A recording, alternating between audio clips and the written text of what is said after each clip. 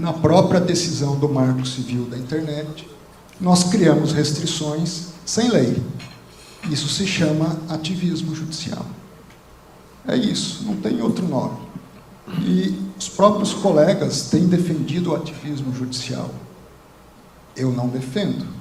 E dizem alguns, ministro Zanin, que esses supostos inquéritos que nunca acabam seriam prova de uma anomalia no Brasil, que seria um tal de um ativismo judicial. E isso se tornou um lugar comum de baixíssima qualidade doutrinária e técnica. Porque se nós estamos precisando falar de segurança jurídica, estamos precisando, é porque nós vivemos um estado de insegurança jurídica. Porque onde há segurança jurídica, a gente não precisa ficar falando toda hora de segurança jurídica. E, com a devida vênia, a maioria que se formou, na própria decisão do Marco Civil da Internet, nós criamos restrições sem lei. Isso se chama ativismo judicial. É isso, não tem outro nome.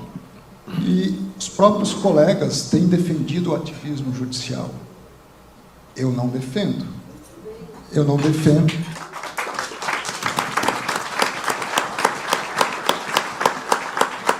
E não defendo porque a Constituição não me dá esse direito. À luz do artigo 5º e à luz do próprio artigo 2º, que coloca 3 poderes independentes e harmônicos. E onde começa o poder de um, ele se termina quando começa o poder do outro. E o poder do legislativo é legislar, do executivo é executar, e do Supremo é julgar. De acordo com o quê? Com as leis. É isso. Muito obrigado. E dizem alguns, ministro Zanin, que esses supostos inquéritos que nunca acabam seriam prova de uma anomalia no Brasil, que seria um tal de um ativismo judicial.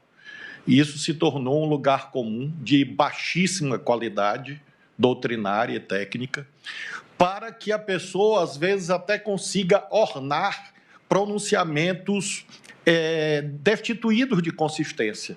É quase como se fossem palavras mágicas. Eu não tenho bem o que dizer, eu digo, não, isso é culpa do ativismo judicial. Isso tem tanta consistência quanto as espumas das ondas que quebram na praia, porque essa é uma expressão, como bem sabemos, trazida dos Estados Unidos, aplicada em contextos totalmente diferentes no caso brasileiro.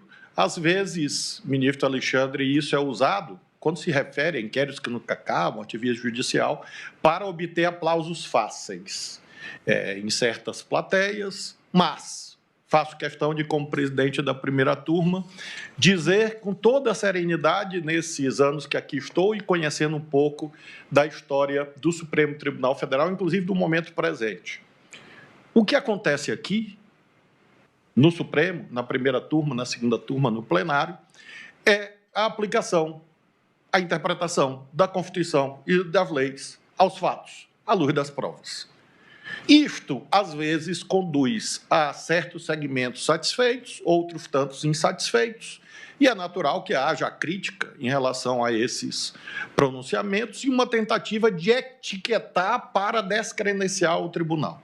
E realmente, isso é algo que este julgamento prova que não tem suporte material. Essa ideia de inquéritos que nunca acabam, de ativismo judicial, de ideologização, politização e todos esses slogans que se prestam a, no fundo, tentar deslegitimar o Estado constitucional de direitos. Presidente. Pois não, ministro Alexandre. Só uma consideração. Vossa Excelência bem disse, é igual espuma na praia. Infelizmente, em alguns eventos não se tem o que falar, mas o ativismo comercial precisa que se fale do ativismo judicial. Então, nada mais é do que isso, ideológico e comercialmente, levantar algo que não existe. Obrigado, presidente. Eu agradeço a parte de Vossa Excelência que, obviamente, incorporo a essa introdução para dizer que este julgamento é relevante e alguém pode se indagar, ou pode indagar. Quando isto acaba? Nenhum de nós sabe, porque, além do conjunto de provas já existentes e das provas sendo produzidas, nós temos à disposição da autoridade policial e do Ministério Público o artigo 18 do Código de Processo Penal. Podem surgir fatos novos. E o que o tribunal vai fazer? Ignorar?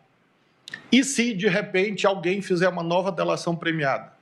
Pode acontecer que um dos citados, aqui, nesses julgamentos, ou, eventualmente, alguém que não foi citado, por alguma razão, resolva fazer uma delação premiada. Então, se o Ministério Público, à luz dessa eventual delação premiada, entra com uma nova ação penal, isto é ativismo judicial ou é cumprimento do dever legal?